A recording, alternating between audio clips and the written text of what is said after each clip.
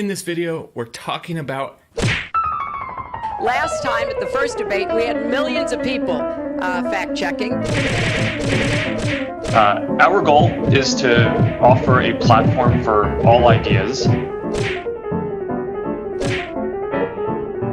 know what? I'm about to say it. So whenever somebody interrupts me, I'll be like, wait, I was talking. Do not interrupt me.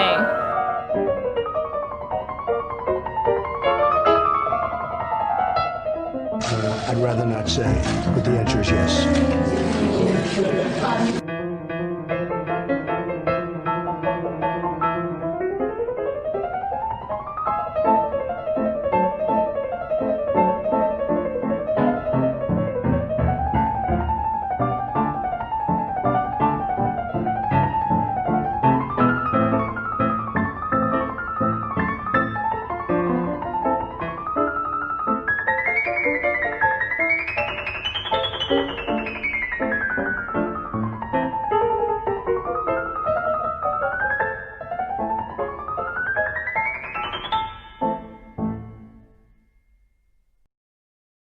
Welcome to Kingdom in Context.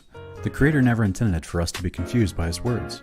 He gave us His words of life, and He gave them in context, to be understood and beneficial to our walk with Him. This channel's goal is to bring clarity to some of the misconceptions that have formed over time among believers, and taught by others, however innocent and well-intended. The Scriptures make complete sense when we keep them in context of His coming kingdom and His coming King, Jesus the Messiah. If you're blessed by what we're doing with this channel and feel led to support us, visit the video description below where we have a PayPal option, a monthly Patreon option, or a traditional P.O. Box address. Thank you, and remember, context creates comprehension.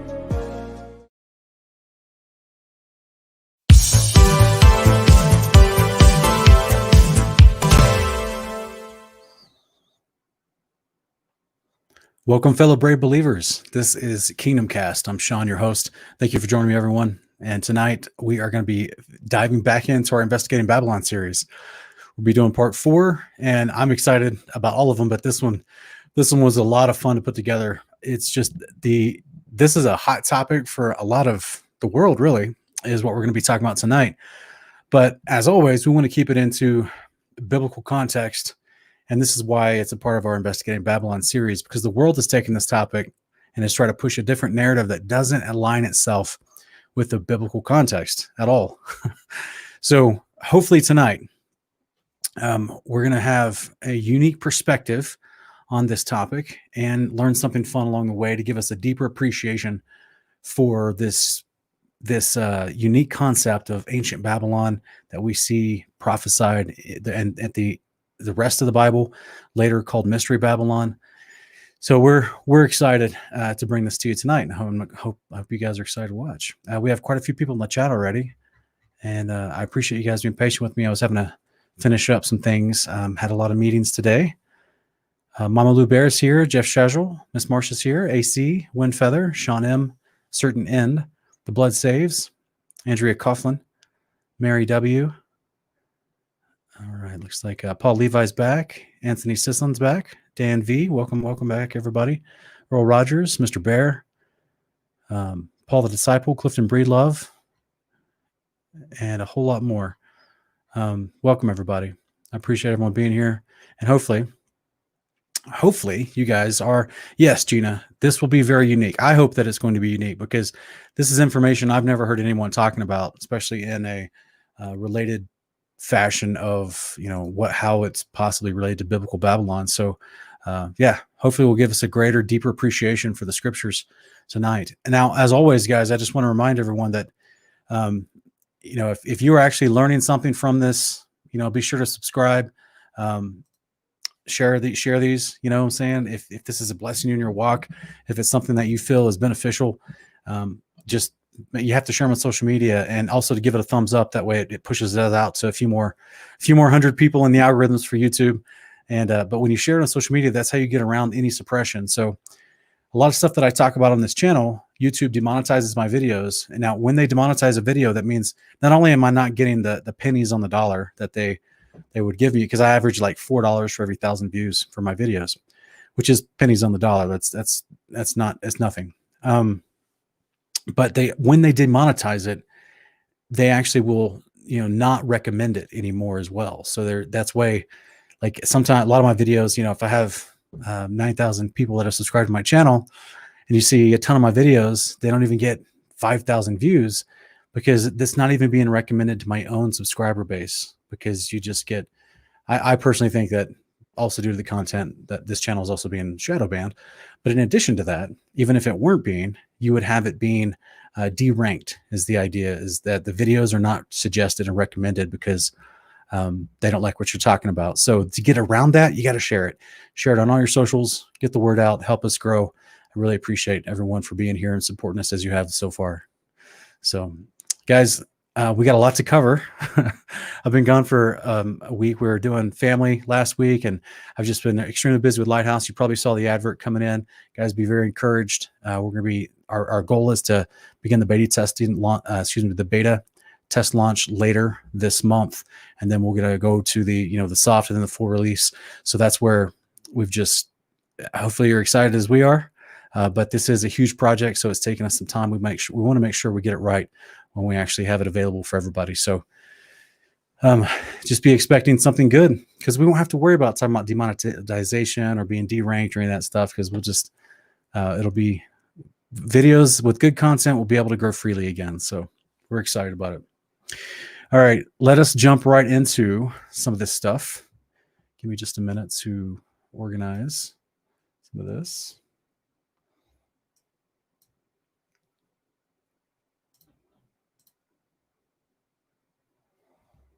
Oops, that's not right.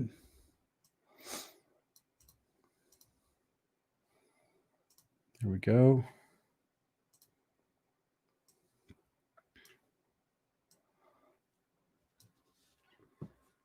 Okay.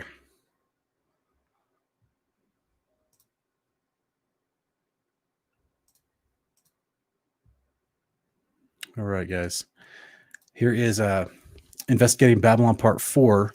We'll be talking about the ancient flying machines, and let's just jump right into it, guys. As always, we've been discussing, this series is going to cover Babylon in the past, Babylon in the present, and then the future Babylon that we read about in prophecy, leading up to the return of the Son of Man, the second coming of Jesus.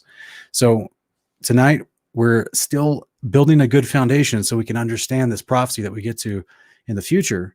And part of that foundation is we have to understand the past. So there were ancient flying machines in the past, and we're going to go over those different types of flying machines. Now, the reason why we did part 1, because I'm trying to, strategically address certain concepts as we go through this series. Part 1 of this series was I was trying to show folks that Babylon itself was, the Genesis 11 idea that we read, all the scriptures, Genesis 11 and Jubilees, I think 13, all the nations came together to help with the Babylon, because they all spoke one language at that time. As they were dispersed and they spoke different languages, they went back to their original homelands, speaking a different language, developing, different cultures, but they still carried on the practices of Babylon, the same practices in a variety of ways. And that's what we've been dissecting little by little with these videos is I'm showing you the integration of those different cultures and how they all had the same practices that we see and trace back to ancient Babylon. And this is the same practices that we're going to see in the future as well. So let's look at ancient Babylon, which in scriptures, we'd also call it the land of Chaldea, or sometimes they call it Sumeria. It depends on if you're looking at like secular research, but in the Bible, we see in Genesis that Abraham was called out of the land of Chaldea in chapter 12 of Genesis. This is also going to be in chapter 12 of the book of Jubilees. So Chaldea was considered the area which was formerly Babylon. It was a part of that same empire, but it sometimes is referred to as the Assyrians or the Babylonians, the Chaldeans. It's very synonymous, even though it's kind of like saying you're in Texas, Oklahoma, or Kansas, but they're all Americans. Does that make any sense? You might call them a Texas, Oklahoma, or a Kansas. What do they call people from Kansas? If anyone knows in the chat, they call them Oklahomans. They call them Texans. Kansanites, Kansasians. I don't even know. Put it in the chat, guys, if you know what they call people in Kansas. But the point is, they're all called Americans. Same thing with Babylon and Chaldea. So as you're seeing on the screen here, this is an actual image I lifted from a hieroglyph from ancient Babylon. And you see this hieroglyph at the top right-hand corner of the screen. And some of you probably can make out what you're looking at, but just in case you can't, I want to bring it a little closer for you. And you can see that this is a circular shaped craft in the air. There's a guy in the middle of this photo of this hieroglyph who has a Dagon outfit on, the fish head Dagon that he's wearing. And they used to wear these like it was a cape and a hat mixed together. It was the mitre. And so he's looking up into the sky with his hand extended towards this ship that there's what looks like 3 people in this circular ship. And it's got what looks like a little bird tail at the bottom. And that's an artistic depiction that it was, able to fly. This is why in ancient Greece with some of the gods, you would see the artistic depiction of like Hermes of ancient Egypt. He would have the wings on his feet. Same thing with, I think it was Nike of ancient Egypt, of ancient Greece, would have the little wings on his feet. That was a artistic depiction that those gods could fly. And so we see in this particular hieroglyph, this person that's in the right-hand side of this craft, he is actually, I don't know if you guys recognize this from the previous episode, part 2, he's actually holding a Vajra. So just straight up in his hand, he's got a Vajra. Remember what we talked about when we reviewed the Vajras in part 2, and how they were considered to be able to control the weather or control flying machines. You have on screen here, Babylonian hieroglyph, a dude in a circular shaped craft in the air holding a Vajra. So let's keep moving along. This is a very similar thing. This is a common hieroglyph that you'll see in ancient Babylon, and it's actually of a king that also was considered to be in this craft. And the way they depicted it, because it's 2-dimensional, they didn't depict it 3-dimensional. But you have the center mass left to right. It looks like extended bird wings, but that's supposed to be the circular shape of the craft, and he's sitting in the center of it. And there's that depicting idea of a bird feather underneath him with bird legs that come out. And there's a reason for that, and we're going to show that here in a little bit, so just hang with us. But there's a reason for this. This is the same image that we're seeing in both of these hieroglyphs from ancient Babylon.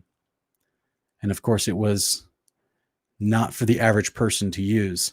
In the laws of the Babylonians, the Hakata, I don't know if I said that right, unambiguously states that the privilege of operating a flying machine is great.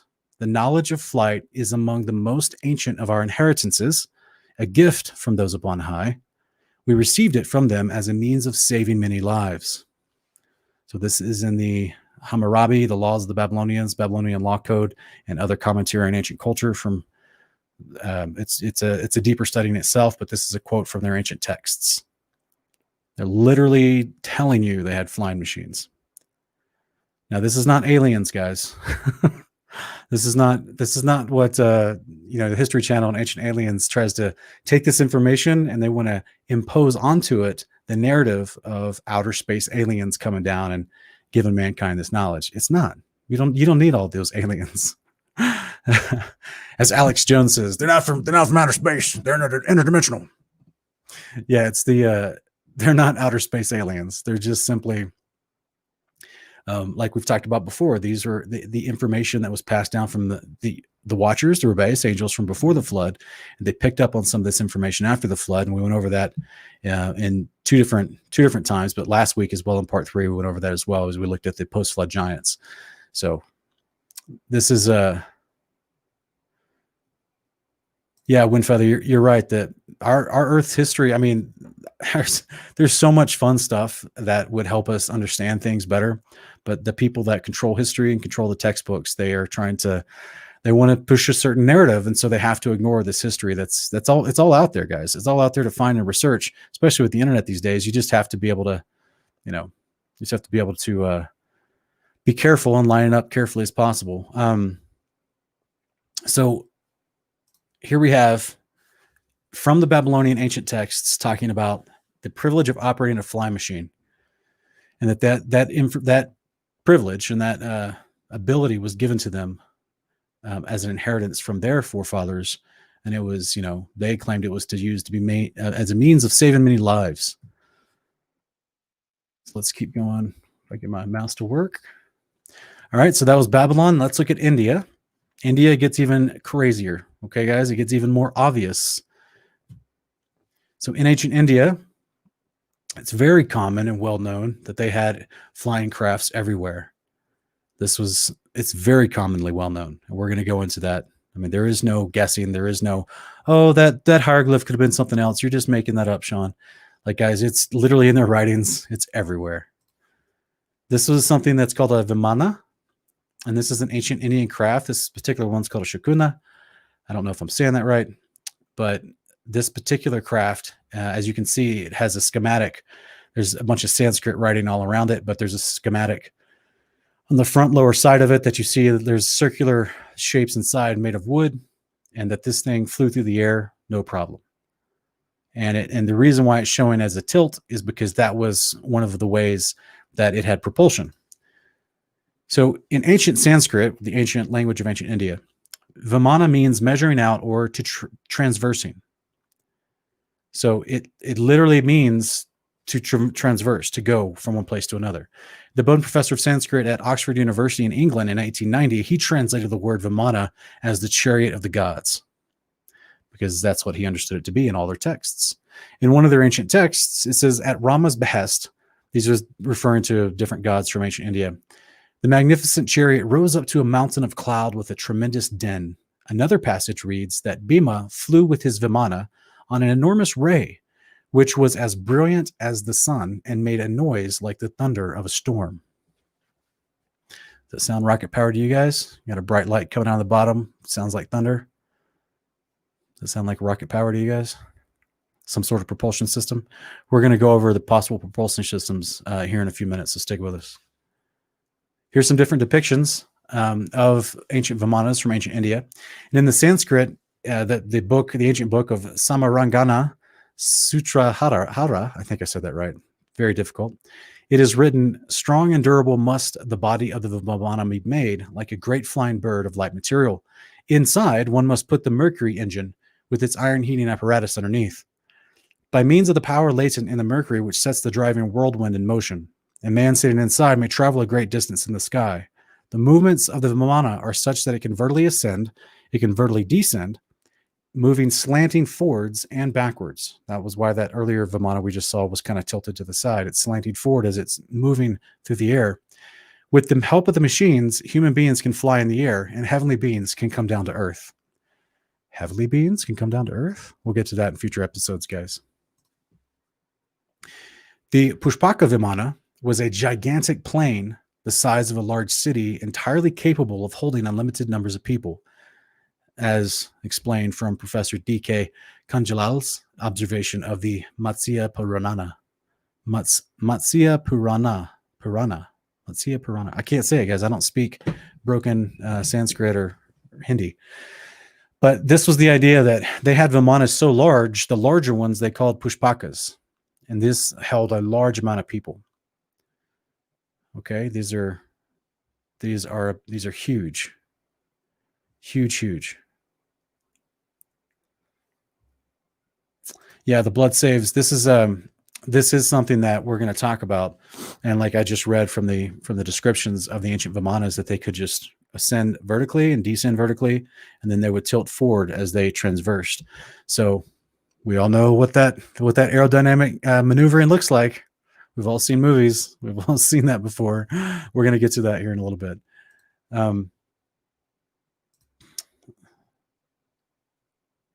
Yeah, we'll get to the flying cities in future episodes, okay, brother? But yeah, there's this is ancient India's writings, depictions, and drawings. Okay, guys, it doesn't get more clear than this. Now, what I love about these are different types of vimanas. One looks like an actual bird with wings and a tail. Do you recognize that tail? That tail looked familiar from what we saw from the Babylonian flying machines? But here's like an aerial view of the different floors that would be inside. And the reason why it's circular like this, we're going to go over that in a minute. But there was definitely, as you can see from the Tripura Vimana, right next to it on the right hand side. They were all circular. Oh, sorry. They were all circular in their base interior for a reason, because that's where the actual quote unquote engine, like we read earlier, the mercury engine that heated the metal, that's exactly where that was. This is why at some point there's a vertical section that has a circular plane to it. Just like on the right hand side, the yellow Vimana, there's multiple stacks of circular ability. So this is where you may have multiple engines inside. Here's an ancient depiction of Vimanas with ancient gods flying in the sky. This one's more like a Pushpaka, has a big one. And those gods are not normal size, by the way. This is on a rock found in ancient India. Then you also have a comparison to one of the Vimanas we've already looked at. If you look at if you look at the base of it, you've got the circular engine capacity. And then above, you'd have storage levels. And these storage levels would house people. So they literally had, the ability to carry and transport people. These are ancient writings of a Shakuna Vimana from the past. And this one even had a little tail. Now, the reason why I would have a little tail that they probably designed to look like a bird or a swallow's tail is because that helps with aerodynamics. It's like a rudder, right? We have them in a different way. The same aerodynamic principles used in a different way in modern flight vehicles that we have today. But in ancient times, this is an ancient, look at this, guys. Just look at this for a minute, okay? Here's an ancient depiction of people in India looking up in the sky at a whole bunch of people and what looks like a boat in the sky flying through the air. You look at an actual depiction of a Vimana from 1928 when they translated a bunch of ancient Sanskrit texts into English and actually had engineers draw out the specs of what they were reading. One of them has a propeller, another one has wings and a tail and a rudder, has a type of a mast, and there's multiple places and compartments where people could stay for an extended period of time and be sheltered from, high altitude winds or whatever. Like, this is modern aeronautics. This is modern flight, but this is from 4,000 years ago, guys. In case you've never seen this before. Here's another picture of a Shakuna Vimana. This is from a 1923 drawing by a specific professor and some other engineers who were translating the ancient texts from ancient India. So the reason why I pointed this out, guys, it's 1923. So this is before you had the indoctrination of the last 10, 15 years from the History Channel that was trying to make all this stuff. They were trying to make any look of any kind of flying machine from the ancient world. They were trying to say that, it was aliens that showed up. So this is people from the 1920s that took stuff from ancient India, translated the texts, and actually drew with schematics what they thought they were reading. And they're drawing a flying ship with wings and a propeller and metal engines that burn metal. And I'm going to explain that in just a minute. Yeah. Yeah, Sean M., their idea with these was not to penetrate the firmament, but just to traverse the sky. I'm sorry, I hit the wrong button. That was Sean M.'s statement. But certain end, you're right. Advanced airships that would blow us out of the water.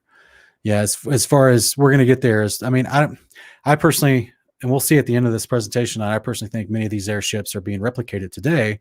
We already have this technology. They've already figured it out. They're just not going to release to the public. So, we do have a highly advanced aircraft. They just maneuver in a different way of single point propulsion or with a gyrocopter, whereas these had a sense of floating, very different type of aerodynamics and propulsion, flight propulsion. All right, so if we continue here, this is the big question a lot of people ask is, what is powering these crafts? And this is why I had this quote earlier from ancient texts from ancient India, from that same doctor that I quoted, where he talks about how they flew with his Vimana on an enormous ray, which was as brilliant as the sun and made noise like the thunder of a storm. Well, there's a reason for that.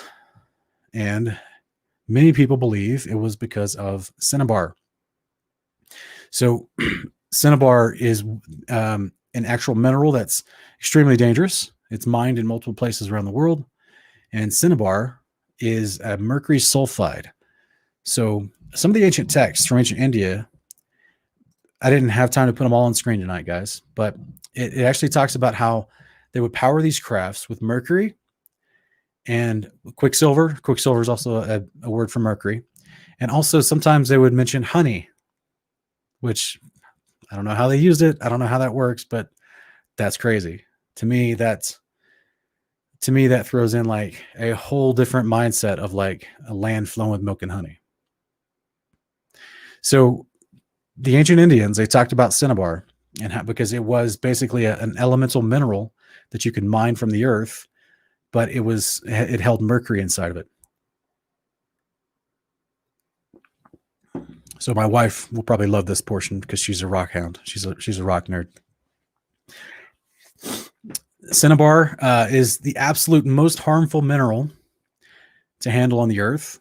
It is the world's fundamental wellspring of mercury, and it's been mined subsequent to Neolithic times. Means a long time ago they've been mining this stuff. It was found in tombs of ancient Egyptians and Mayans and the Chinese, and it was mined from Egypt and Italy, Southeast Asia, ancient Greece, and Assyria and Babylon areas within those kingdoms. Isn't this crazy? So here is an actual video. We're gonna skim through this video. This is someone that's gonna be taking and creating from cinnabar. He's gonna be pulling the mercury out of it. Okay, so we'll skip through a little bit of this. So he's gonna be pulling mercury metal out of this mineral cinnabar. And he goes through, I'm not going to actually have you watch it all, but he goes through the motions and shows you the chemical process that he does. He heats it up. So you see he's got it on a stove. He's going to heat it up. Now he's going to take some cinnabar and he's going to use, a different chemical means while he's heating it up. Guys, this is just a version of chemistry, basically. And he goes through and he shows you how he can pull out the mercury from this red cinnabar that he heats up. I'm going to skip through some of this to go through some of it quicker if we could. It's a process. This dude's doing it in his garage. Okay. This is in his garage. This isn't something that you need. Like, this is something that anybody could do with these base minerals. And suddenly, boom, he's got mercury, liquid, what they used to call quicksilver. He's got liquid mercury. He's extrapolated from this process, this chemical process, from the cinnabar. You see he's wearing the gloves because it's dangerous. It's harmful.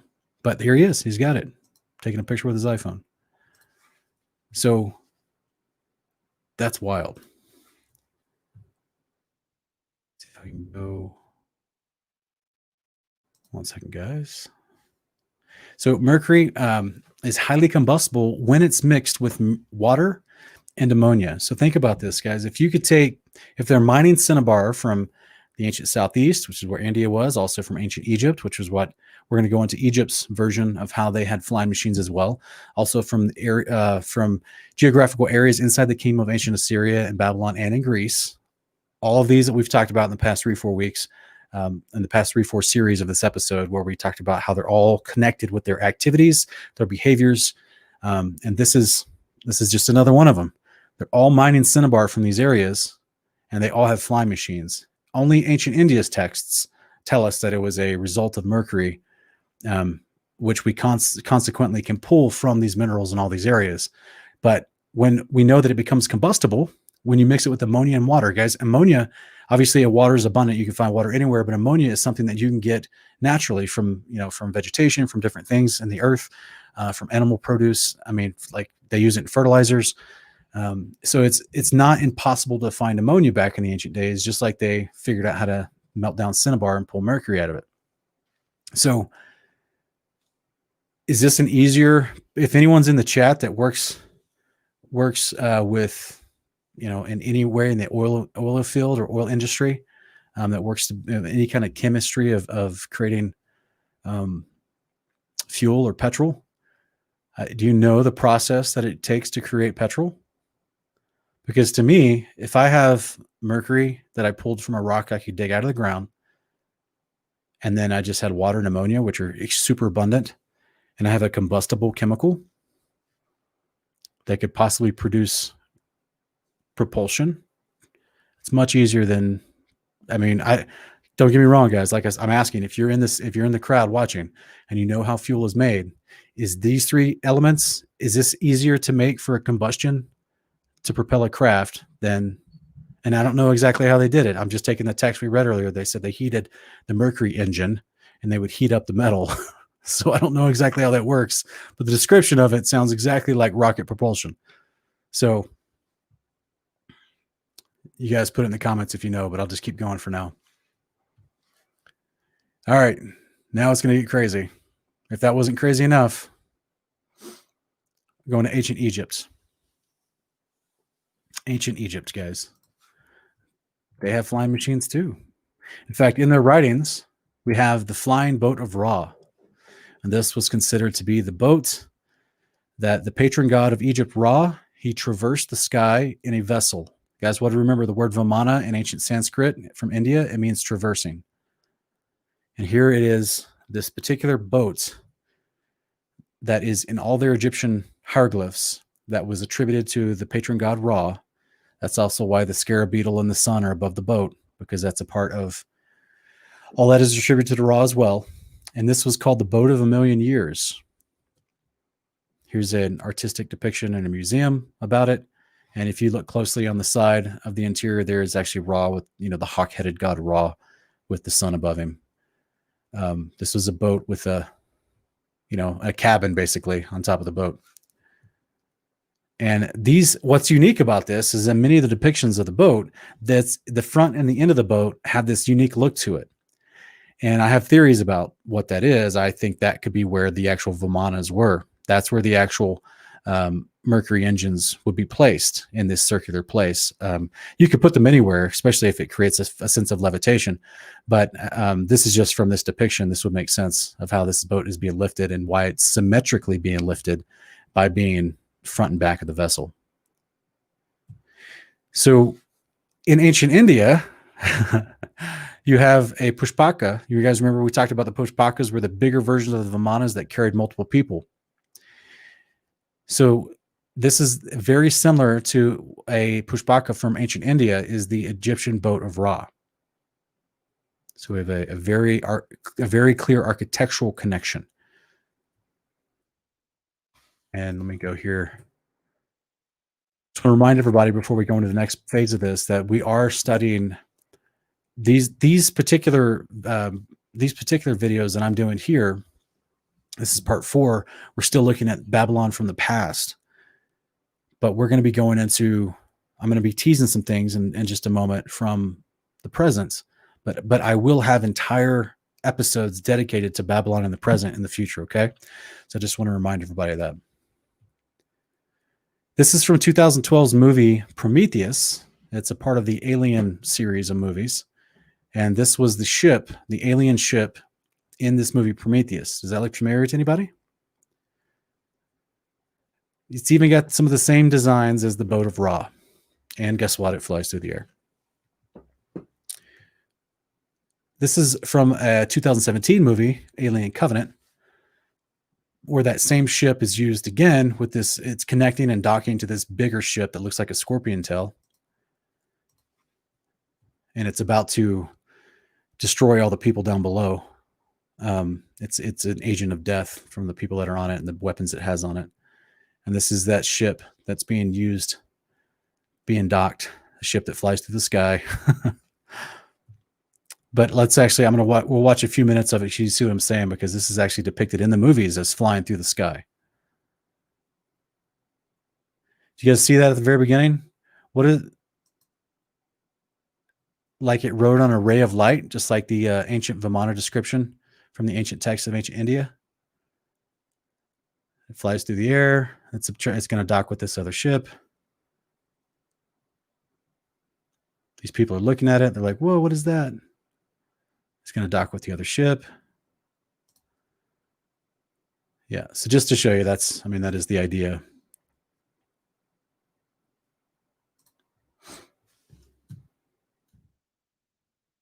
One second, guys.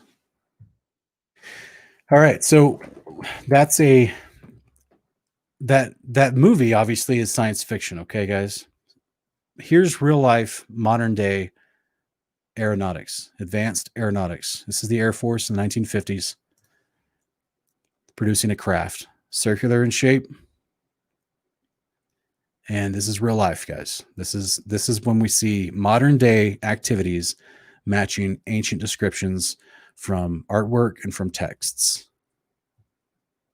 This is from the 1950s, and the Air Force, the U.S. Air Force. They had a circular craft that was built by a Canadian company. The idea was to have an unusual flight path. And we're going to see how this design is very, very unique. Look at this. You guys, does this look familiar? Do y'all remember what we just looked at from the ancient Babylon? Does this look familiar? Look at this. Look at the side profile. You got a guy sticking up the edge in the middle of a circular shape. It's a hovercraft. It can fly. It wasn't too great. Now that was, of course, what they tell you. They tell you that it can only go like 30 feet high, and it couldn't go very fast, only like 40 miles an hour. They were trying to design it to go 10,000 feet and fly at hundreds of miles an hour, but they claimed they didn't achieve that goal and that they abandoned the project. I highly doubt that. I highly doubt that. So here's an actual quick video.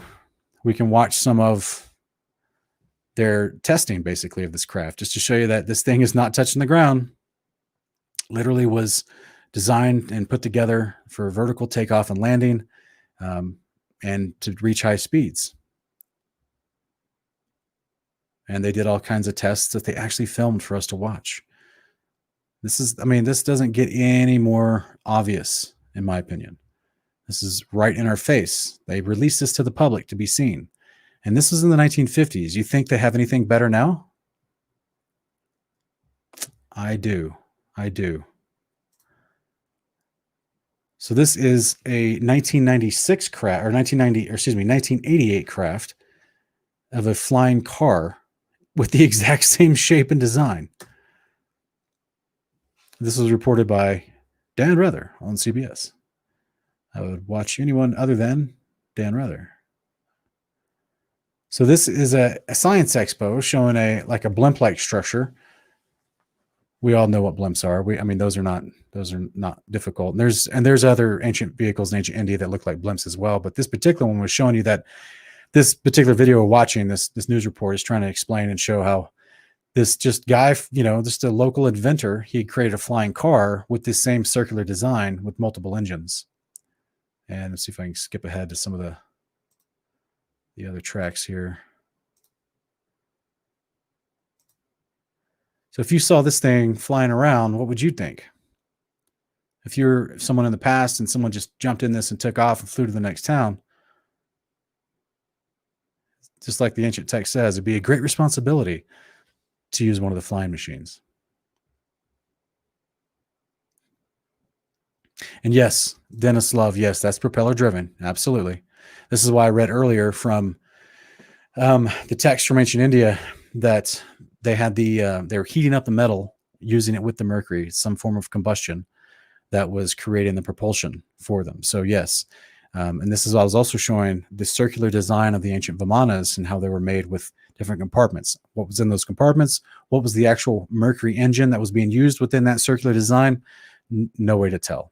Was it a similar style engine as this guy's put propeller-driven engines inside of this circular craft? No way to tell.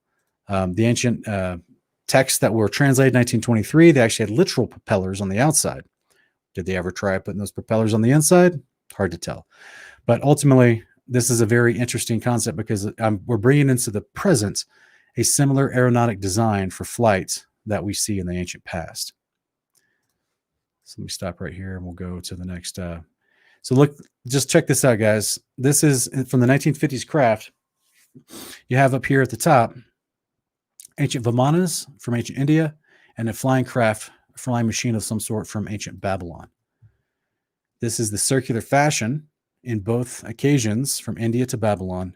And then we have one of the larger Vimanas here on the left-hand side that would have that same plane of circular fashion inside of it as depicted in the schematics above, but it's the same circular fashion to be outside this pilot in this experimental craft from the 1950s, except when the ancient Vimanas that were called Pushpakas, these bigger ones, you would just, like a ziggurat, you just put them on top of each other and compound your lift. I'm not an engineer, but it seems very plausible to me.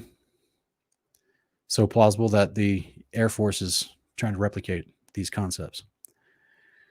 Just in case people are forgetting, as we talked about in series 1, in part 1 of the series, people are saying, yeah, but Sean, like that, I mean, are you sure you're not just extrapolating too much? Are you sure you're not just kind of, assuming too much of the ancients? I mean, they were just primitive people, right? They're just, why are they still carving on rocks back then? They're so primitive. These are the same people that built the Tower of Babel. Do you believe our Bible or not? This is the question I would have for folks that want to so quickly dismiss technology from the ancient world. We can't replicate the Tower of Babel today. Look at this picture here on screen. The tallest building in the world, the Burj Khalifa, currently built. There's other taller ones under construction. But as of right now, the Tower of Babel is much, much taller than the tallest building we ever built so far. And this isn't truly even the best depiction of the Tower of Babel. It was, according to Book of Jubilees, it was taller than that, 1.6 miles tall, which would be 3 times the Burj Khalifa instead of 2 times. So this, as a loving reminder to everybody, we can't act like these guys were just living in caves. That's the evolutionary indoctrinated learning that we've received from state-funded education. They want us to think that these people were just barely figuring out language and they were just living in caves, even though there's a ton of secular research and historical, anthropological, and paleontological and archaeological evidence and information and lectures and books about all of these ancient cultures. In one hand, they say these ancient cultures were had all these features and benefits. In the other hand, they say they just crawled out of caves. In fact, if you research history, you'll see about 4,000 years ago, they're baffled because they can't figure out the etymology of languages and why it seemed to explode 4,000 years ago, because they won't acknowledge Genesis 11. And they also are baffled, which is willful self-denial, in my opinion, because they won't actually acknowledge that there was extremely advanced civilizations. To me, this is what the History Channel's version of Ancient Aliens is trying to do. They're trying to come in now after 70, 80 years of public indoctrination to tell people that they came from monkeys and that, man's been around for 100,000 years. And, only about 10,000 years ago did we start figuring out how to make the wheel and how to actually have civilization of some sort. And then it didn't really get very good until, so they come in with this lie, right? That's completely backwards from what the scriptures say. But in the last 10 to 15 years, they come in with this narrative fusing the alien concept in there and try to say, well, maybe they were more advanced, but they got that advancement from aliens. So they're still pushing a lie outside of the scriptural context. There are no aliens. There's no outer space. There's a firmament that was created over the earth that encapsulates us. And the Father, the creator of all things, and his angels, they live on layers of the firmament above our layer, above us. It's a very systematic, well-engineered, and very logical model of creation. So as a result of our brains coming to this information, it seems outstanding, right? It seems sensational, as a lot of our antagonists like to say. It's hilarious. We do like hundreds of videos on the foundations of scripture and the gospel of the kingdom and the Torah, but yet we're still, I do a couple of videos like this and people still want to tell me that we're dealing in sensation. It's hilarious. But the idea here is in our modern minds, it can be difficult to look at this information and say, these guys, like we're way beyond even where we are as the average culture.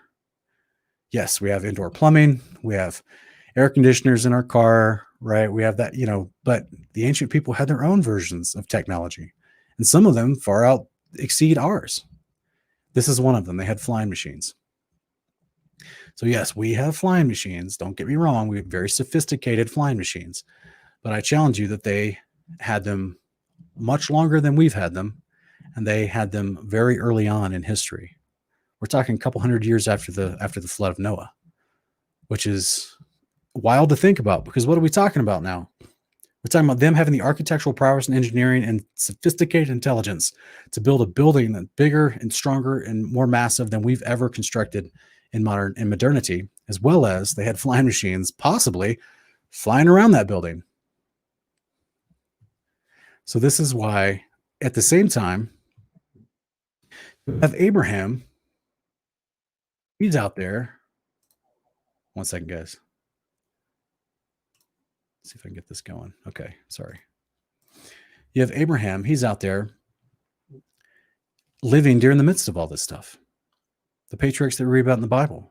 Shem, Arphaxad, Selah, all those guys. Peleg, Eber. Do you think that this technology just went away by the time Moses showed up? A couple hundred years after Abraham? Do we think that that the stuff just went away? So we're gonna continue diving into the history of ancient Babylon in further series, and we're gonna have another episode on the past, because it's leading us into present day Babylon, and we're still building a strong foundation for all these concepts and ideas, so that when we get to the prophecy part about future Babylon, it all will be very, very clear, and we can understand why the scriptures speak as they do. That's the goal, is for clarity. But I thank you guys for enduring, and hopefully you guys learned something fun. If you'll have any questions about what we talked about tonight, please put them in all capitalization. And that way I myself and the moderators can easily see your question in the chat.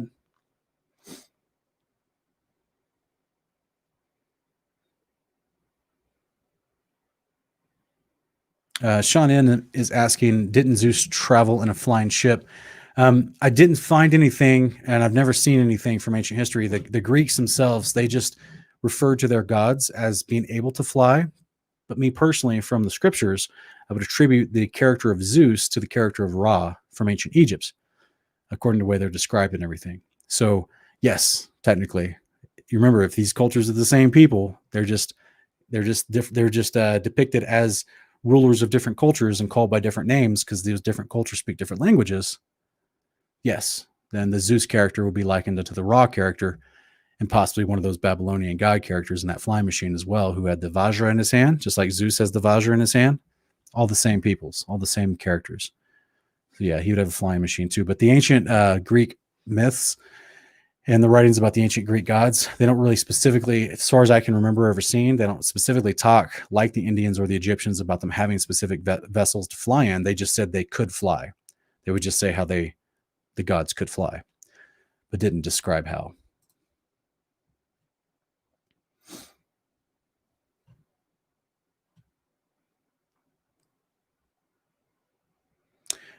Andrea is asking about my opinion on the conjunction with Saturn and Jupiter on December 21st. I apologize, sister. I don't have any opinion on that.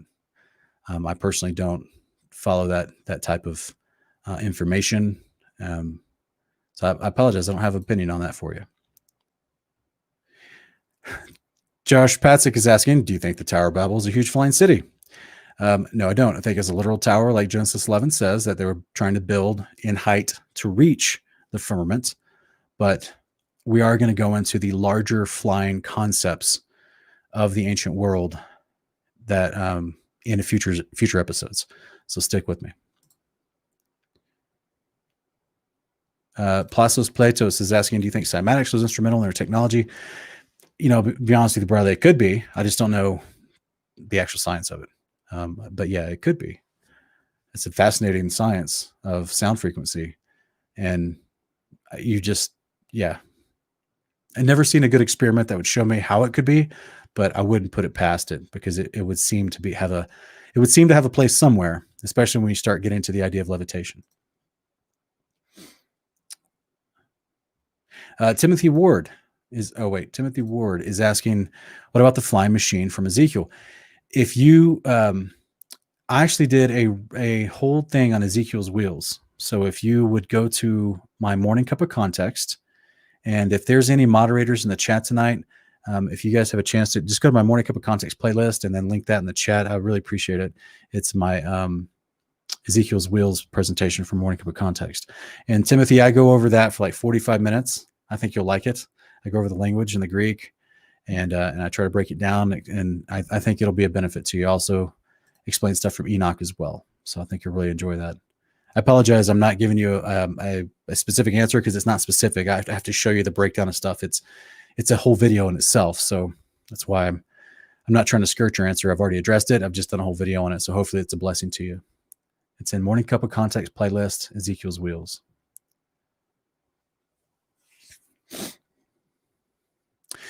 Certain end. Next time we're going to be in part 5. We're going to be going over the king of Babylon. So we're going to be explaining some of that stuff from ancient times. At least that's what I have scheduled. So we'll see. That's what I desire to do next in this series. Yeah, thank you, West Blaze. West Blaze dropped a link for you, Timothy. So you can go check that out, brother. It's right there in the chat. Andrea is asking, do you think they will use alien agenda to fake Yahushua's return? I personally don't think they're going to fake Jesus's return or Yahushua's, however you want to say his name. I don't think they're going to fake his return. I literally think that, as I'll be explaining in future episodes, as we go into future Babylon, they're not going to fake any return. It's going to be a return. Okay, let me say this the right way, because I'm trying not to give away future episodes information, but the return of the person they're going to be glorifying will be fake, because it will be an alien style coming out of the sky. They're going to tell you he's from outer space or from another planet or whatever. I do believe they're going to use that agenda that they've been insulating into the world through media for the last 80 years. I do think they're going to use that agenda and go with that type of narrative, but they're not faking the Messiah's return. They're going to be faking. They're going to be announcing the return of the person that we see in Revelation 9, Revelation 17. This is why the world will wonder after him. And, but they will lie and fake through lies where he comes from. So the scriptures tell us he comes from the pit, but they'll say he came from some other planet where they have a sophisticated technology and he can help us and all this nonsense. Jasmine R is asking, do you think they're trying to reach God from the tower? Yes, 100%. Yeah, they were trying to get through the firmament so they could take out God and therefore be an authority over themselves. That's what it means in Genesis 11:9. They were trying to build a tower that they might make a name for themselves. That word name means authority in Hebrew. And so that's what the goal was. Yeah. You can't be an authority over yourself if the current person that's an authority over you is still alive and well. So they intended to get to the firmament, get through the firmament, take on the Father and his angels and try to usurp them. So it's foolish, right? Why the nations rage in vain. But that's what deception does to you. It causes you to waste a bunch of your effort and time and money. And ultimately you just end up being frustrated by the Father anyway, because he will punish you for, doing ridiculous stuff. That's now, again, just building a big tower. Clearly there's nothing wrong with that. We're doing that today. It was their intent of why they built the tower. They were literally wanted to take God out of his position of authority over them so they could judge themselves.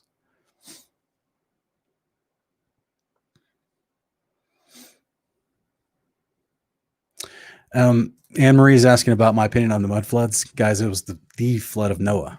That would carry a tremendous amount of mud with it. I don't. And there have been local floods and huge earthquakes that shifted in certain regions across various countries in the last, 2,000 or more years. I mean, in fact, a lot of people don't realize that there was an entire Egyptian city that went underwater about 1,000 years ago, in 1100 AD. That archaeologists have went to the bottom of the Mediterranean Sea of the northern coast of Egypt and excavated huge statues from Egyptian gods and from pharaohs and things like that. I mean, it was a major trade port city of Alexandria, and the northernmost seaports of that city, huge, massive earthquake shifted everything in the Mediterranean Sea, and a huge portion of the city is now 40, 50 feet down at the bottom of the Mediterranean Sea.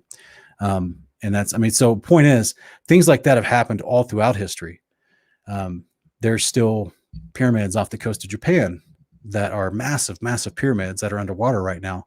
Some people wonder, is that from the flood of Noah, or was that from coastal earthquakes along the edge of Japan, which they have often? That's why there's always tsunami warnings with Japan. So personally, there's no big mysterious mud flood that I've ever seen evidence of. There's evidence of Noah's flood, and then there's a lot of other cataclysmic events that have happened just through natural changes in the land and things like that have happened since Noah's flood. But there is a lot of evidence of Noah's actual flood, which would have carried massive amounts of mud with it, because remember, the waters cover the highest mountains by 20 feet. So that means over the whole plane of the earth, lots of mud would have been flowing with that back and forth. The world was underwater for an entire year.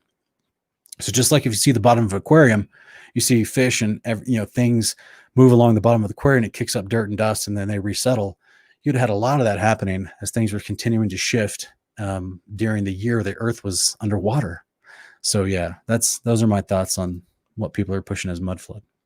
I know that's very unpopular, but that's what I have to think about it.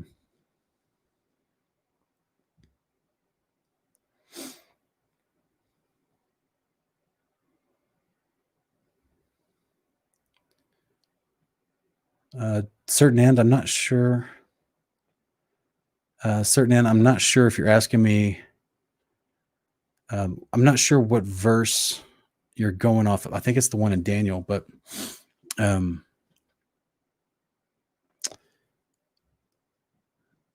not of his forefathers, but of fortresses. Do you think there's a correlation with this?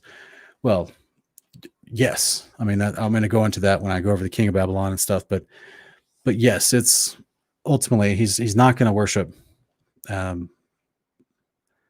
Yahweh, the Almighty. He's not going to reverence the Son of Yahweh, which is Yeshua of Nazareth. He's not going to do that. He's going to be, revere to himself as a god, which the ancient Nephilim did back in the day anyway. So he'll carry on with that same delusion when he shows back up. And I'll go into that in the future. Alexander Bell is asking a question that we've had this asked in the past, and to be real transparent, Alexander, I'm not convinced the Book of Jasher that we have today is the original Book of Jasher mentioned in the scriptures in the Book of Joshua. So that's where I'm sorry, brother. We're going to be looking at the Book of Jasher in Honor of Kings season 3 this year. We will get to it. Ken and I have agreed. We're not going to get to it in the next couple of months because I'm too busy with Lighthouse, and that's a huge book, and that takes a lot more research and time to prepare so that I can properly present to everybody. But yeah, we do not have a lot of confidence that that's the actual Book of Jasher. We feel like it's been revised and redacted throughout the years because of there's so many ways it doesn't line up with other texts. And so I apologize. I wish the Book of Jasher was true because it's got some fantastic stuff in there as far as what it claims.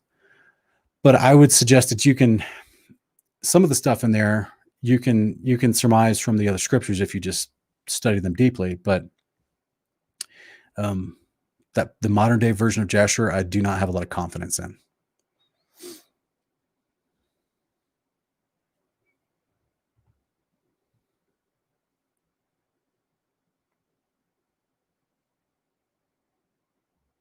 Kingdom Truther is asking, do I think Nimrod and Gilgamesh are the same person? I'll be honest with you, the Gilgamesh character, from what I've studied, and do not proclaim to be an expert in everything Gilgamesh, but from what I've studied about the writings that talk about Gilgamesh, it seems to be a story of tales based on concepts that want to glorify a very incredible ruler of ancient Babylon. But remember, guys, that even the term Nimrod, became a moniker of a kingship. So in ancient times, all the nations did this. In ancient times, this is why you would have the term Pharaoh became the synonymous term for any ruler in Egypt. That's why there's multiple pharaohs, but then they had an individual name after that. But many times they're just referred to as a pharaoh. This is why in Genesis 20 and in Genesis 20, there's an Abimelech, and then there's a different Abimelech. I think it's in Genesis 13. But they're two different Abimelechs. You see what I'm saying? Because that was a title for the kingship. Same thing in the Assyrian and the Babylonian empires in the 9th through 5th century BC, where they would have multiple Sargons. They would have multiple Nebuchadnezzars. They would have multiple Xerxes and Artaxerxes. They would have multiple Dariuses. So this was whenever they would have a king that did really well, the next guy that took over, he would say, "Oh, I want my monarchy to be after Darius," Even though that guy had an individual name, it was a cultural thing for the leaders to pick the name of an ancient king who did really well that people loved and revered so that he could be loved and revered as well. So it's just, that's just the way it goes, man. So Nimrod was the same concept. There was supposedly in history, you have to dig deep though, but there was multiple Nimrods. So supposedly even his son was considered a Nimrod after him, even though his son has a specific name. If that makes any sense. So this is why you would have people like Gilgamesh being referenced as Nimrod, but was it the actual Nimrod of the Tower of Babel? That's the big debate, and that's where I have to step back and say I'm not an expert on all things Gilgamesh, so I need to study that a little bit more.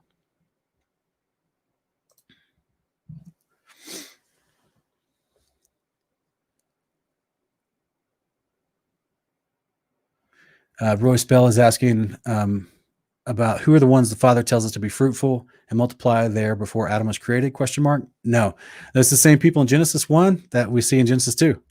So Genesis 1 is a brief overview of a bunch of topics, and then Genesis 2 steps back into the creation moment with Adam and explains with more depth about how he was created, how Eve was created, before we get to their placement in the garden, and that story starts to unfold. So it's not a pre-Adamic race. I know a lot of people don't like that answer, but guys, we already went through the first book of Adam and Eve on our Honor of Kings season 3 this year, and we showed you how many the 12 large ways. There's many ways that book fails the test of Scripture, but we showed the 12 large ways that book fails the test of Scripture, and that's one of the big books that claims this pre-Adamic race concept that people have picked up over time. So the Scriptures themselves, Genesis, Jubilees, even 2nd Ezra, chapter 6, they don't mention anyone actually being created before. It's the fruitful and multiply as a general command to all of mankind. Male and female, he created them. It's the same male and female. It literally tells you in Genesis 2:7, this is the same man that he created in Genesis 1, Genesis 2:7-15, because that was the moment of creation that he was taken and put into the garden. There was nobody before that. Because it's literally there. It's day 6. So if we believe what Genesis 1 says, there was 6 days of creation, and there was not stuff before that. And I know a lot of people like to try to mess with Genesis 1:2's tohu v'bohu and all that stuff. Jubilees chapter 2 completely nullifies that interpretive take on that Hebrew word from the Masoretic Genesis. Jubilees 2 completely nullifies that whole theory. So just like Jesus said in Matthew 19, in the beginning he created the male and female. That's the beginning. There was no beginning before that. The beginning means the beginning. So I would say Genesis 1 is talking about Adam, just like Genesis 2 is.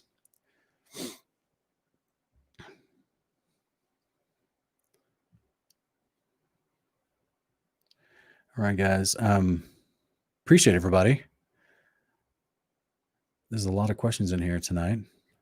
I think Sean M is asking, do you believe the Judaists are vulnerable to accepting the Antichrist?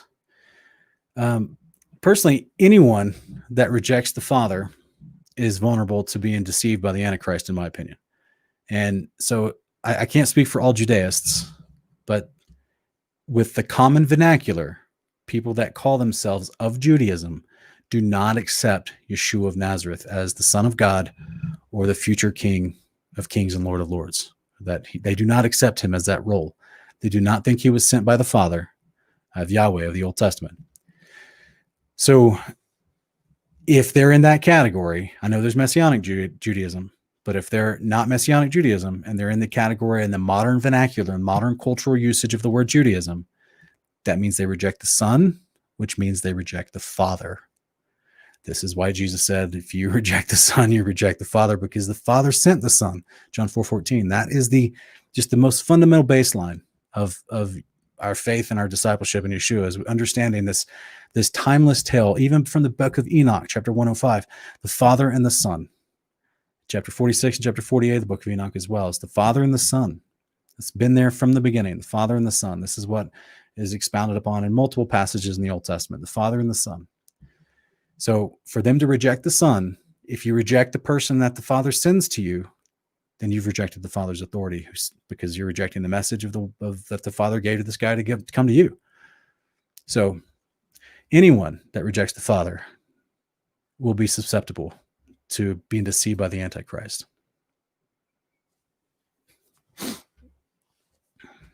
Josh Patrick, yeah, that's an issue with a lot of the texts. There's multiple Septuagints that were created. The Masoretic was created 700 years, excuse me, from between the first Septuagint that was penned in approximately 250 BC to the first Masoretic that was penned in approximately the 9th century AD. It's about 1100 years between the two timelines. So when you say, what do you make of the Septuagint? Very different timelines. Yes, Shem could have been dead before Abraham. That doesn't change anything in the story of Genesis. The Masoretics intentionally did change some stuff. That's in recorded history. I've done a whole series on that. And go to my Milk and Meat playlist and go to the video called Proving the Pharisees Remove Scripture to Hide Jesus. I think that's what it's called. But it's in my Milk and Meat playlist. And I did a whole breakdown and showed you differences between the Masoretic and the Septuagint texts, even though the Septuagint that we have today comes from 3 different versions of the Septuagint from the 1st century AD as well. So there's variances within that as well. But the timelines are very different for the Septuagint as far as when people are born. There's like 100-year difference in some of them between Genesis 5 and Genesis 11. But that is the big mystery, unfortunately, that it's hard to rectify. Is the Masoretic correct or is the Septuagint correct? From what available documents we have in history, I have not been able to find a definitive answer on that. But what we do have a definitive answer on is that the Pharisees, the rabbis of the 9th century, literally changed many of the prophecies and many of the concepts within the Old Testament, Law and the Prophets, to make the Masoretic text because they were trying to hide Yeshua. And this had been a long-standing practice all the way back to the 2nd century AD because people were believing in Yeshua everywhere, all over the place. And the Pharisees were literally piecemealing, cutting up the text over time in order to, keep people from doing that easily, because it was easily in there. So I go over all that in that video. Go check that out when you have a chance. Hopefully it'll be a blessing to you. Sean M. No, I do not. I don't watch The Mandalorian.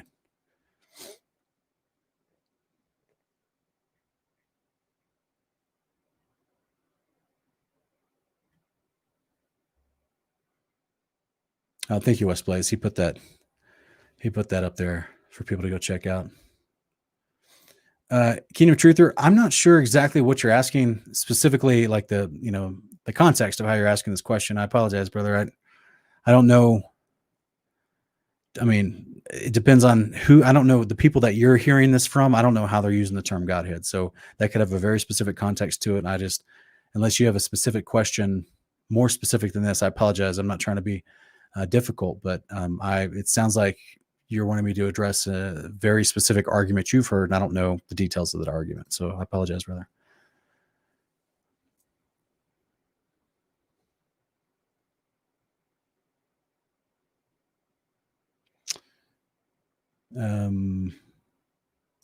Vader Bear, I'm not sure if you're talking to me, but I haven't seen your question. Please ask it again if I missed it, because my chat doesn't refresh all the way back to the beginning. So if you asked it before the Q&A time, you need to ask it again. Put it on all capitalization if you're trying to ask a question. That way the moderators or myself can see it. Put it in all capitalization, brother. Turn your caps lock on. Type your question out and turn your caps lock off. Press enter. All right, guys. I don't think I see any other questions. I'm just trying to scan back as far as it'll let me up in the chat. Alexander Bell's asking, do I think fallen angels mixed with animals? I don't think they themselves mixed with animals. I think that, from the ancient passages, they took animals, they changed the order of the animals as Jubilee 7 goes into and explains. We also have this from, the ancient cultures. They talk about the mixed animals. The chimeras was one of the words given to some of them in ancient Greece. And I considered including some of that concept in this Babylon series, but from the research I was doing on it, there was like, tonight I'm giving you guys like concrete definitive science. I'm giving you words from texts, pictures that are easily discernible, science that makes their claims plausible.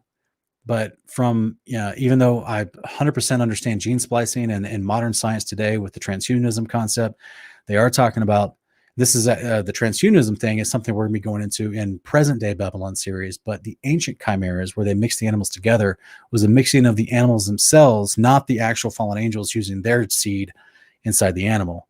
The fallen angels only procreated with human women to create the Nephilim.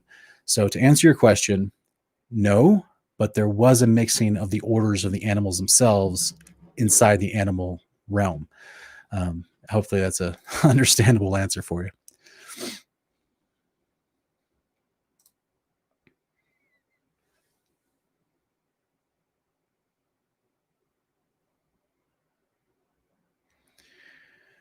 All right, guys. Still looking for your question, Veda Bear. Here it is. Okay, brother. Do you think Nimrod left over information technology from the different monoliths from before the flood, or created the technology himself? Go check out last week's part 3. Okay, so I go over how they started being introduced to some of the ideas from the teachings of the Watchers from before the flood, and how they found some of that information after the flood. And I kind of break down the idea of how the Nephilim re-arose after the flood, the post-flood giants, which is going to be part and parcel with all this other destructive technology that was taught by the Watchers. So yeah, check out part 3, and I answer your question for like an hour and a half. Oh, thanks, Anthony. I appreciate you, brother. It's a nice compliment. We hope to, man, I'm a word nerd. This stuff is fascinating to me, and I feel like people would be blessed and better understanding their Bibles, if they just knew some of the history that's out there and it just validates the scriptures left and right. Clifton Breedlove, no, I don't have any videos on baptism specifically with your description here, but I do explain the idea of baptism in my Matthew series, which I'm going to finish, guys. As you can see, I've been doing a few less videos every week because I'm just got tons of lighthouse duties that we're about to make it available for the whole public here. So we're getting ready, and I'm just my schedule slightly changed for the moment. But yeah, I'm going to pick up my Matthew series and finish the book of Matthew. But go to the very first one. So this is in my Kingdom Cast playlist here on the channel, and go to Matthew 1-3. It's a New Testament Context for Pastors series. And it should say right on the thumbnail, Matthew 1-3, and I review baptisms from an Old and New Testament perspective, and I think you'll enjoy it. All right, guys. I appreciate everybody. I'm going to cut it off for tonight. Hopefully this was a blessing. Hopefully it was fun. It was great. It's fun for me to. I just gave you guys like highlights of ideas. Like we could have talked for 3 hours, and some of these, all the other research that I found that goes into these ideas. I've just given you highlights on 3 different distinct cultures of the past, all had flying machines. Some of the cultures literally tell you how those machines were powered and had various designs and schematics within similar ideas of what we talked about in the past, as far as just the possibility of how they had this ancient technology that powered this kind of stuff. So it's just a lot of fun, guys. I hope that it's been a blessing to you guys. I appreciate everyone, and we'll hope to see you back here tomorrow night. I think tomorrow night my wife is going to join me for Milk and Meats, and we're going to do a special episode tomorrow night. So it should be fun. Thanks, guys. We'll see y'all later.